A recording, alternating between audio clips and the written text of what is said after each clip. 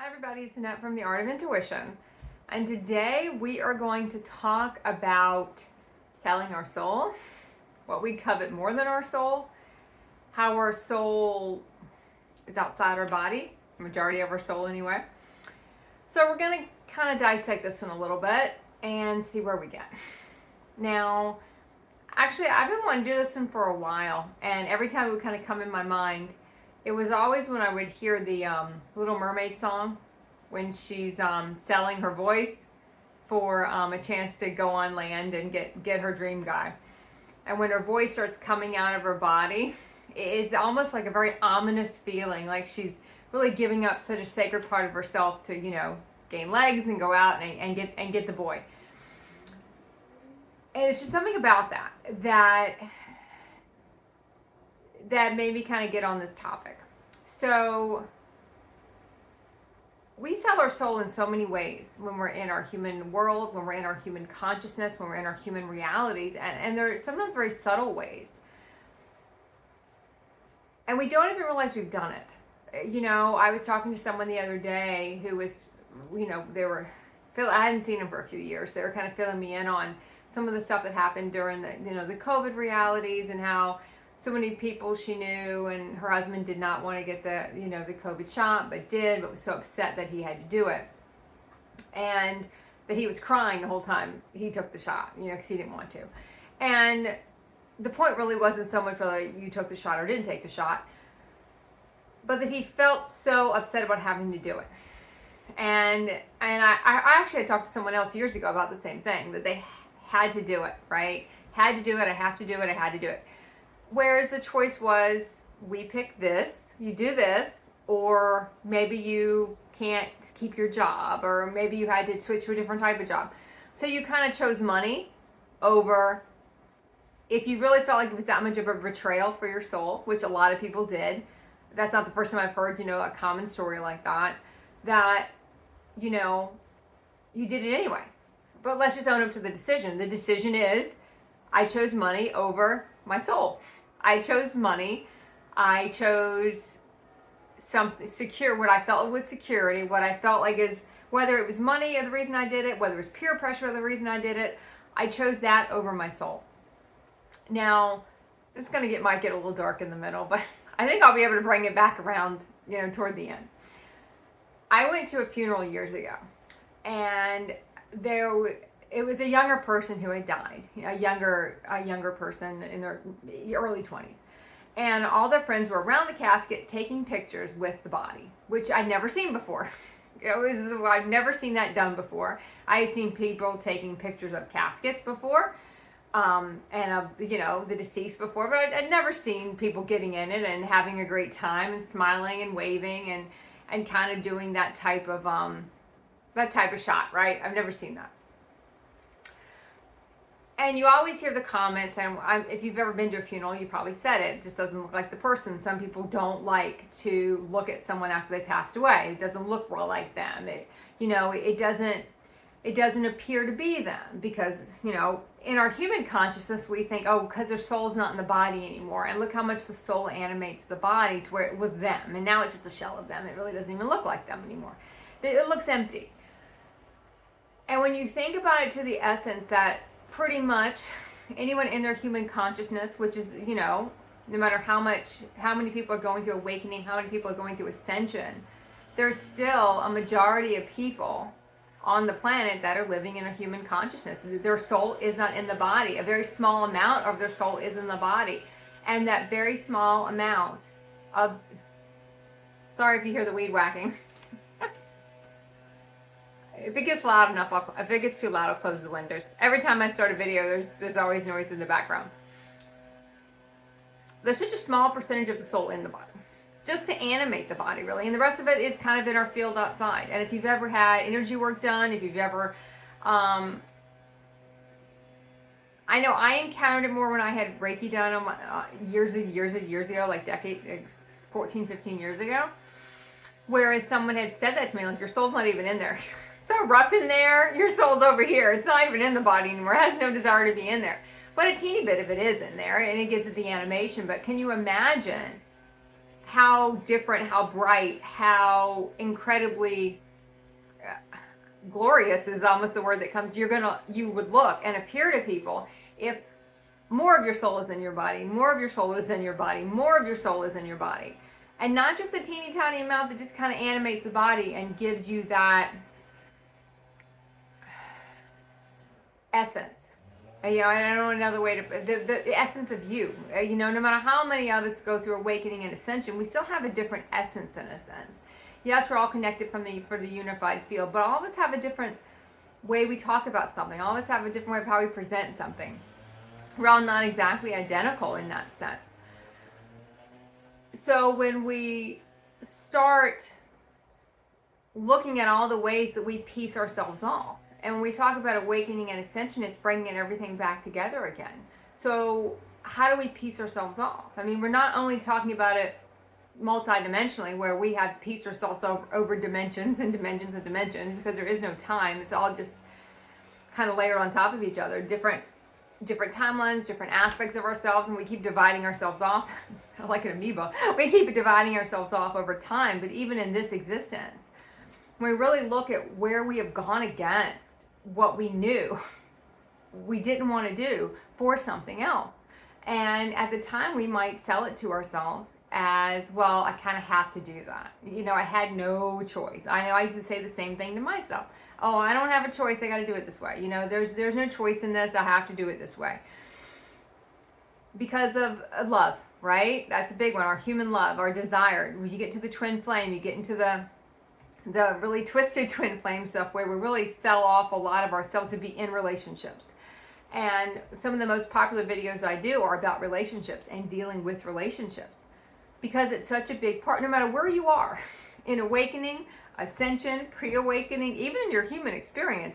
Relationships are a bitch, and they remain a bitch as you go through your process, because we get so entangled in everybody. We get so entangled in the relationship. We get so entangled in what someone else thinks of us, whether it's a romantic relationship, or it's a friendship, or it's a working partnership. It doesn't really matter the context of the relationship, because a similar theme is going to run through all of yours. You're not going to have one relationship that's completely perfect, for the sake of this talk. We feel this is perfect, but all my other ones are really fucked up. But this one's great. Everything, no, they're all fucked up. One way or another, they're all fucked up. There's something going on with all of them. If there wasn't, we never want to leave the human experience. We never want to trade anything off to get something else. It's kind of like in a video game, and you have to give something up to get something, right? We would never trade off. We would continue to just plow down the road, being completely satisfied with what we're doing, but we're not kind of allowed to do that. We have to start piecing ourselves off as we go through it to fit into it. The human realities it breaks us apart in a sense. It just continues to peel us apart and break us apart, because we don't understand what's really important at that time. We're kind of blinded to it, that we are selling our soul. We don't even look at it like that. There was this it's a kind of a really crude joke, but I'm going to use it, about, sex workers, and well, at least they got paid before they got screwed over. And it's kind of a similar sense a lot of us have had in our life. How many times have we done stuff, we didn't even get anything monetary for it. We did it for different reasons. We didn't even get something that in a human reality we would even covet in that sense, as like hard cash, which is something we would maybe in that reality covet. We did it because we wanted to fit in. We did it because we felt manipulated. We used it because we wanted to manipulate somebody else. We would utilize all these things we had to not only break ourselves apart, but break other people apart. And it's almost like you're in, if anyone's played Minecraft, which I know a lot of people play Minecraft, when you're like chiseling and breaking apart something to rebuild something else. You just keep chiseling and breaking apart all the stuff somebody else has built, right? Because you want to rebuild something your own way. You want to remold it and reshape it. And in our human reality, we don't know how we want to remold it and reshape it. So we just keep remolding it, reshaping it the same. We put a bow on it and say it's different. And say we didn't sell ourselves out. Say we didn't compromise ourselves. We don't want to believe we did. We don't want to believe we sell our soul. We don't want to believe that. We want to believe that we are completely intact. because it makes us feel a very shallow connection in that sense. But we're not. We continuously do things against our better judgment, against how it makes us feel, to fit, to make it work for us, to kind of get through the human realities. And there's nothing anyone's going to say that's going to convince you not to do it when you're in that stage, when you're in the human consciousness, when you're letting that shape your reality. There's nothing in that that's going to say, yeah, you're only going to be really painted as kind of selling out if they show something super egregious. The human realities always have to go to something super egregious. We don't see the stuff we do every day. We're just not really nice to someone for really no reason, just because we're having a bad day.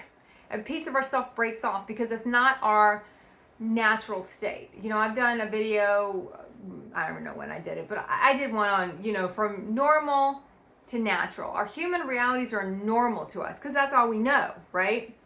This iteration in this form, right in this, if we can't see multidimensionally yet, this is all we know. This is normal. This is how we're supposed to feel. We feel happy sometimes. We feel sad sometimes. We feel joy here and there, but we can't really hold joy because our body frequency is too low. So we can hit it here and there, but we can't hold it.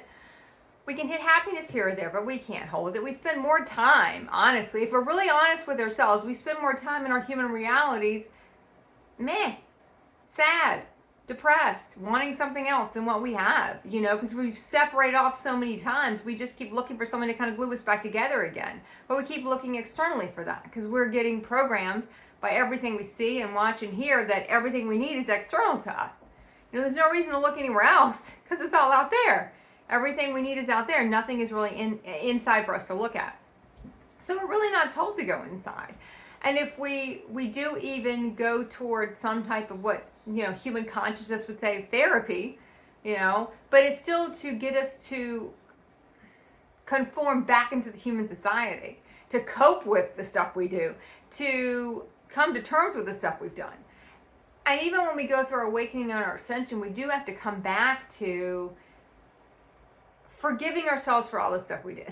No matter how mean we were, no matter how crummy we were to people, no matter if we were the victim here or we were really, we were not nice to somebody down the road, we played the part, and that was what we were supposed to do. So there is an acceptance of that later on. But it's a reality of looking at it from a different consciousness to see why you did it. And when we're in our human consciousness, we can't see that. We don't really forgive ourselves for anything. So we just continue to section ourselves off. We section ourselves off, we cut ourselves off from ourselves, and really just double down and keep refocusing on everything else. And it doesn't matter in what form you did it. It doesn't matter how many times you've done it. We've all done it. But we have to be honest about when we make these choices. And when we try to take these choices and make them, I have to, or, no, if I don't, then I can't do this. Or I knew people who got COVID shots. I'm just using the COVID shot today because it's the one that's come up a lot for people in the past couple years, where it was definitely something that a lot of people didn't want to do, but felt a reason to do it.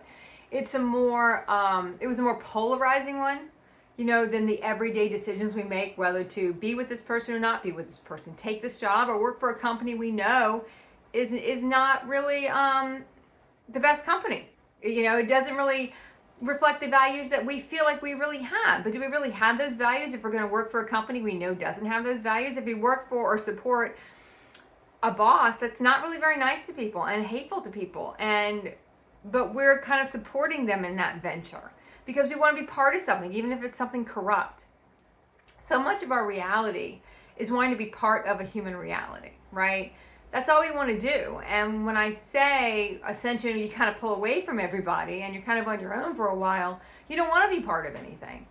But in your human realities, you have to be part of something. You look for anything to glom onto, no matter how screwed up it is. You just want to be part of it. No matter how distorted it is, no matter how against your natural state it is. Your soul is your natural state. Your higher aspects, that's your natural state. It feels different because it's not what our human consciousness tells us is normal. It's so far removed from that we don't even realize when we're in it, it feels weird. It feels weird to be trying to connect with ourselves. It feels weird to try to merge all of our aspects back in. It looks weird to human consciousness when they see us trying to do it because they don't understand what we're trying to do. Why do you not want to be part of the human world anymore? Why do you not want to continue to be in the drama? The drama is one of the biggest things that will divide your soul and just completely keep dividing you off because you keep getting into other people's worlds in a sense. You know, human realities will also kind of divide and conquer. Everyone's going to fight against each other because it keeps us from looking inside about what do we really stand for? What is really important to us? A lot of us can't answer that. If someone asked me 15 years ago or 10 years ago or even 5 years ago, what do you really want to do? You know, what's your dream? And in a human reality, people say, oh, what's your dream? And then you get more into your awakening, your ascension process, and trying to bring all your higher aspects in and ascending your consciousness, ascending your body consciousness.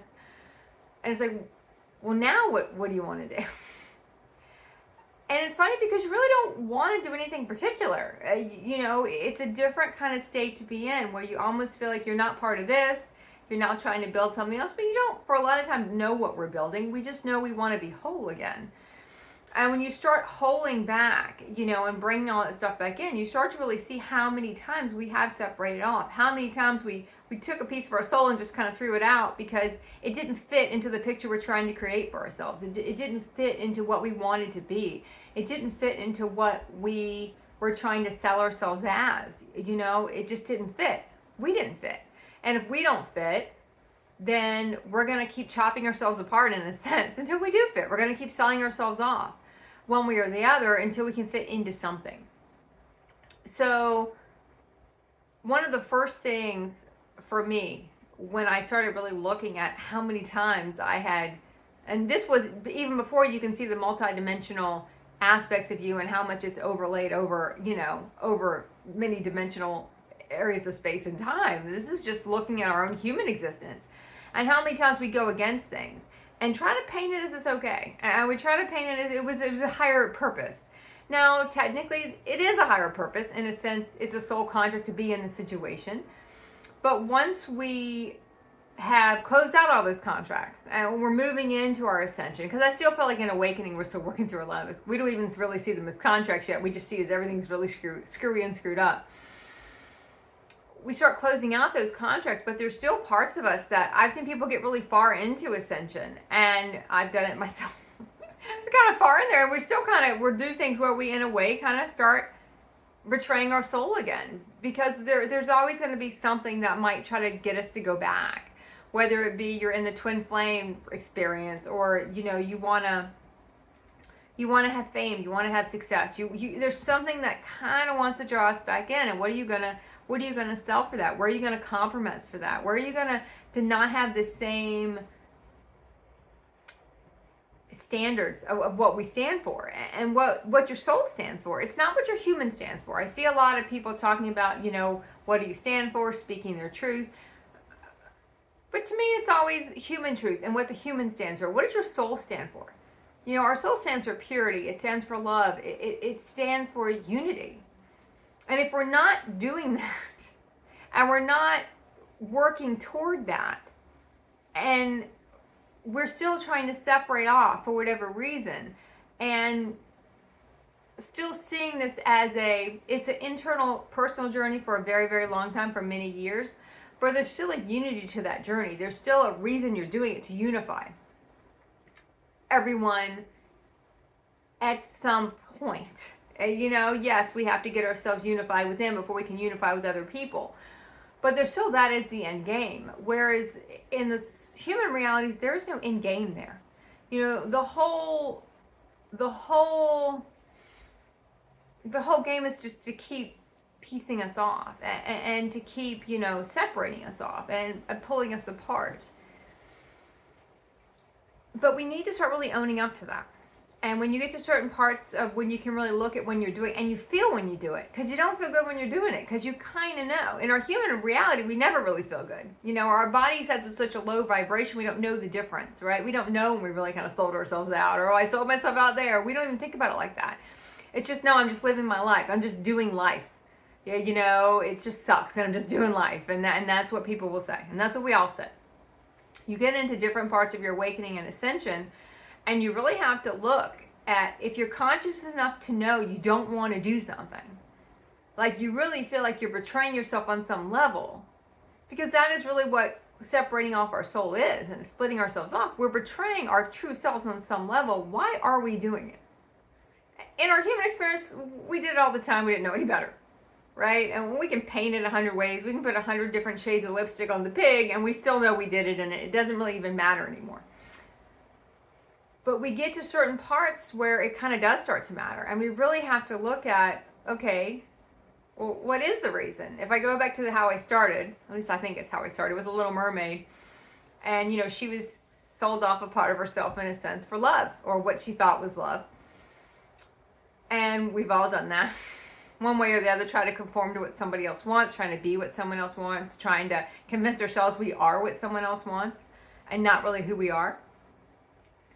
But we've all done it for less than that, in a sense. We've all done it for more reasons, or even reasons that don't even feel as epic as that. At least that movie made it feel kind of epic at the end. It was some kind of sacrifice in the end. We just do it for our own personal gain. And in a sense, you could say the same thing, for that movie. She's doing it for her own personal gain, but not really looking at what she was giving up. And when you're starting to sell yourself off for your personal gain, we really have to look at what's being dangled that we're willing to do that. What is we seeing that we're so willing to do that? We're so willing to just, piece off a part of ourselves, and not realizing that the more of our soul that we can bring back in, because we get rid of all the human programming. We start, you're never going to get rid of all of it, but we're clearing all the programming and all the mangled, icky human stuff, and allowing more of our soul to come in, more of our higher aspects to be in the body, and not just in our field, in the body. We're brighter, our eyes are brighter, we appear different to people, especially children. We just are not, we're not similar. We have a different frequency now. And that's epic for a lot of people. It's epic when you see it happening to you. It's epic when you see other people reacting to you. Why do we not want to do that? Why do we not want to go there? When we see just when a tiny part of our soul's in our body, how much it makes you. Why do we not want to go farther? Why do we continue wanting to stay in something that's such a separated reality, so much duality? And those are questions we all have to ask, because no matter where you are in it, there's going to be some stuff that comes along where you really think about whether you do it or not. Do I do this? Do I go back here? Is going back, do I need to go back? And sometimes you're going to need to revisit stuff. I did a video about revisiting stuff or redoing stuff, and there is a distinct difference in it. Which one are we doing? Am I selling my soul, or am I trying to clear more programming? Which one am I doing? Am I trying to convince myself I'm trying to clear programming when I'm really just going back in programming because I want something that's on the other end? I want whatever I feel the prize is over here. Human reality is always going to tempt you with there's some kind of prize at the end. It's like the really jacked up carnival games where you see all these big stuffed animals and nobody ever wins those. Or they might have a plant where a couple people win them, but they didn't really win them. They just give them to them to walk around so they look like they won them. And we're like little kids at those fairs. We see them, I'm like, oh my God, I want that. I want that. I'll sit here for 15 hours just to get that. It doesn't matter what I have to give up. That's what I want. So it's important when we get to certain decisions, when we even realize that they are decisions, to really be honest with why we're making it. And the decision itself really doesn't matter that much if we can see what's tempting us to go the other way. What are we trying to fill? What are we still not happy with that we're willing to separate off another time, to go do something that we thought we didn't really want to do, or we didn't realize how much we really wanted to do it until we were faced with it, or how much it meant to us, until we kind of had to make that decision. So, all right, I'm going to end it there. Hopefully that was helpful. Keep practicing the art of intuition.